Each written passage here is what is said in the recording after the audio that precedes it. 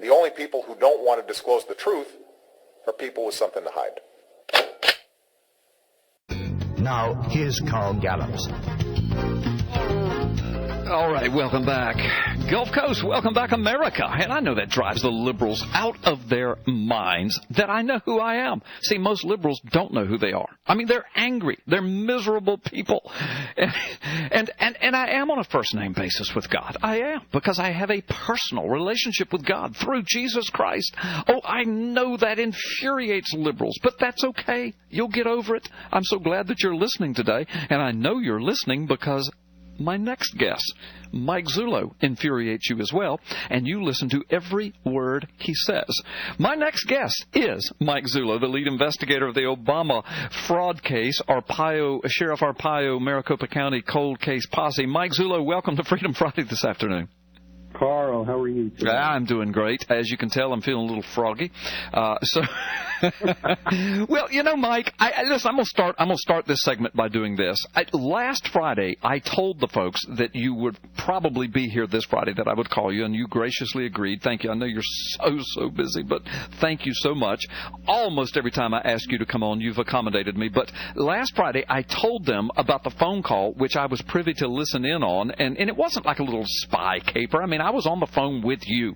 We were talking about some of the latest breaking details in this Obama fraud case, and one of the Obots who had your phone number through a connection in the past, and I'm not going to say his name because I don't want to give him any credit or any undue publicity, but I'm just going to call him an Obot, a rather a prominent Obot, whatever that means. They're pretty much irrelevant. But anyway, this guy calls while I'm talking to you, and you said, Carl, so-and-so's on the phone. He's trying to get me. Will you stay on and be my witness to this conversation? And I said, yeah. Do you want me to say anything? And you said, no, just listen. I said, okay.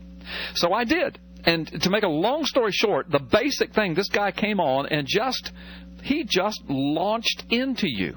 And said you were a liar, and you were this, and you were that, and you were a fraud, and you were deceiving people. And then we finally got to what the whole call was about. He said, is Carl Gallops a spokesperson for you? Isn't that amazing? I mean, all I am is a radio host. I mean, you come on my show. Why would he think I'm a spokesperson for you?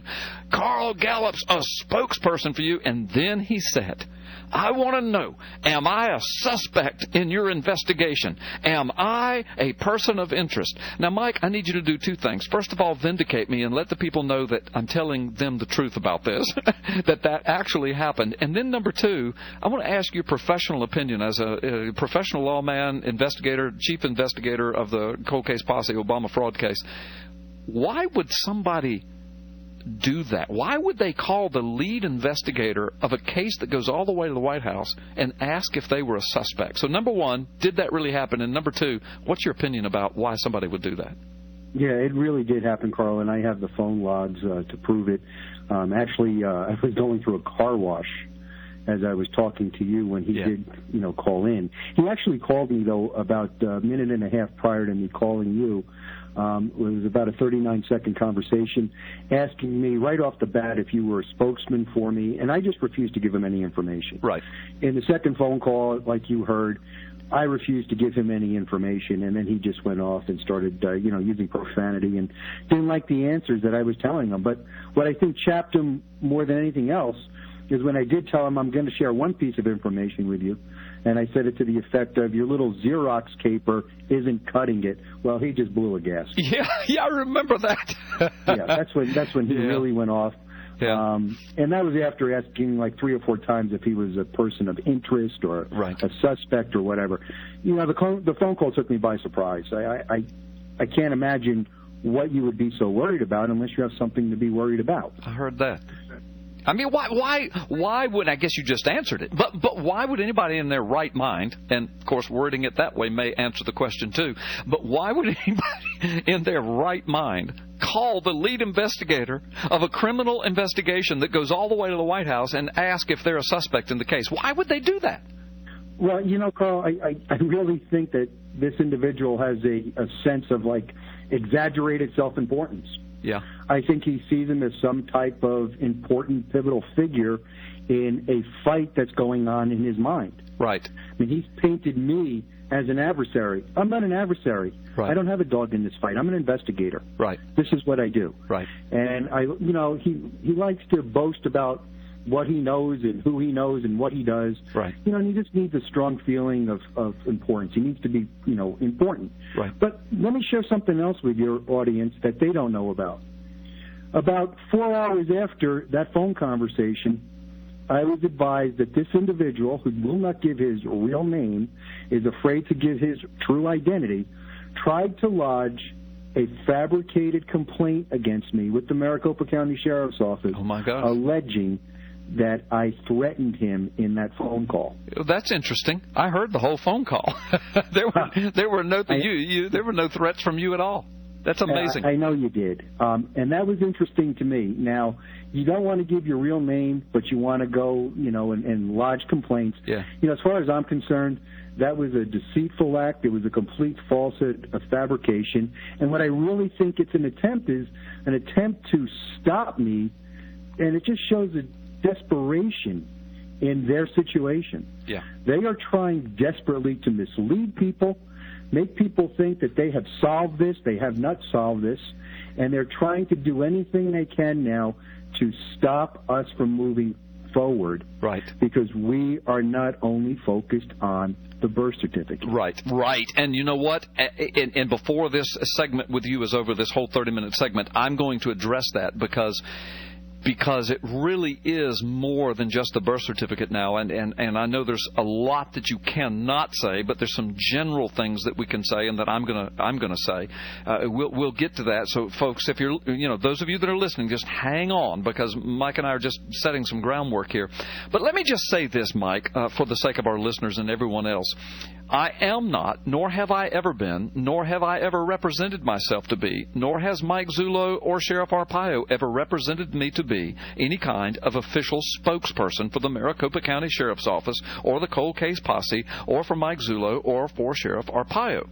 I have always been a spokesperson for myself. As you've heard Mike say, I was involved in this before Sheriff Arpaio was involved in it. But since I have come into play and have had Mike on this radio program and went to CPAC with him to assist him in that, I have given him this platform to disseminate information. The mainstream media has basically shut Arpaio and Zullo down. But Freedom Friday has now gained a huge national audience and international audience, and that infuriates the Obots that I'm giving them this platform. And I will continue to do so on Freedom Friday and P.P. Simmons. But I am not an official spokesperson. As a matter of fact, I'm always telling Mike Zullo, as I'm speaking to these things, if I make a mistake, correct me. If I say something wrong, call it, because I don't want to be wrong on this. So there you go, Mike. Have you ever designated me as an official spokesperson for you? No, Carl, and you've never taken that role. Whatever is going on in this individual's mind, it's pretty evident that he doesn't have a good grasp on reality. Yes. Yeah. No, I know. And I'm just, this is me. You don't have to respond to this, but I visualize him as sitting in his underwear in a tight-fitting T-shirt that in his mother's basement somewhere on a computer. You got to stop. You're giving me a visual. You got to stop. I know that's the visual, but that's what I see when I think. I don't want to. I'm just not going to go any further. But anyway, bottom line is, these guys apparently will go to any length to try to stop this investigation. And tell us about some of the things that have been happening in that line, because I think, personally, knowing everything I know, I think you're getting real close to uncovering you've already uncovered some huge stuff. You just haven't brought it to the proper venues yet. But I think they know that. I think they know that you have stepped all over some really big stuff that goes even beyond the birth certificate. I think it's freaking them out. What do you think? Well, I don't know what they know or what they think, but if you think for the past 24 months, all I've been looking at is the birth certificate, you're sadly mistaken. Right. And that's about all I'll say, to that. It's pretty interesting. What they want to do is they want to put out roadmaps through, Internet sites, and they want us to look at these absurdities that are on these Internet sites and take their word that this is what it is. Right. From an anonymous source. it can't even be sourced. And they think that this is working like it's a tip line. Right. It's not a tip line. You don't call up here, don't give us your name, and think we're going to pursue whatever you're saying, because we're not going to do it. And let me draw a distinction here. Right. The people over 24 months that are on the other side of this argument, and let's just call it, for lack of a better term, I hate this term, but we'll call it the birther side versus the Obots side. Right. The birther side that has ever made contact with the Maricopa County Sheriff's Office, either through Arpaio's office directly or through me, who had information that we thought was relevant, every one of those persons not only supplied the information, they supplied their full identity, including Social Security numbers and contact information, and gave us permission to do background checks on them. And every one of those persons filled out an affidavit and swore under perjury what they were giving us to be true. Right. That has not happened on the other side. Right. The only people who don't want to disclose the truth are people with something to hide.